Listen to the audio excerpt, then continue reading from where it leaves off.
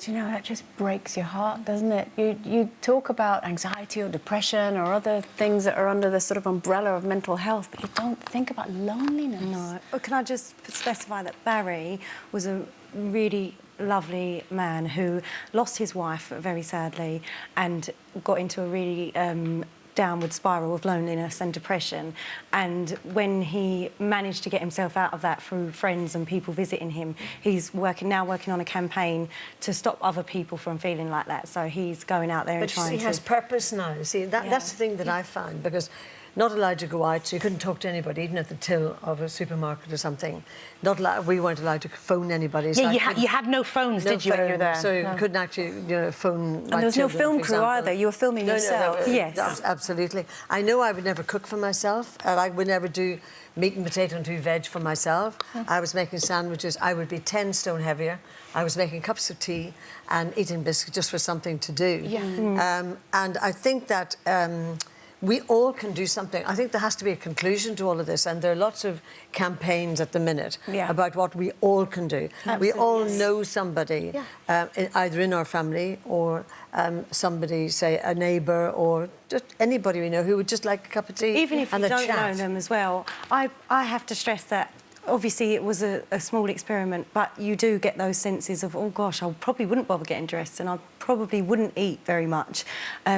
But I still don't feel that I could ever comprehend what people are going through, who are lonely, who have nobody, who don't see a face from week to week to month. And like you said, if you see somebody, or even if you don't know them, but you think, oh, maybe they haven't been out in a while, or I haven't heard from that person. It's having awareness of who your neighbour is. And just when you're heading to the shop and you look around and you think, like you said, you might have not seen them, then just knock on and go, are you OK? Knowing that they are back. Yeah, of course, they could be trapped in. They can't even get a bottle of milk. You know, having that just awareness of your environment and who's there, and then that might help them to the next stage. You found that with your granddad, didn't you? Completely. With Grandad, when Grandma died, you know, he was hours, and he used to say, the days are so long when you're on your own, you know, and I used to say to him, please, will you get an iPhone, then I can FaceTime you? And he was stubborn and he wouldn't. He was stuck in his ways. But what he loved was, like, every day he wanted to go to the shop, because seeing the ladies on the till, that was his companionship, you know. And I used to say to him, I'll pay him every month for your window cleaner. He's like, no, I want to see the window cleaner every week. Can I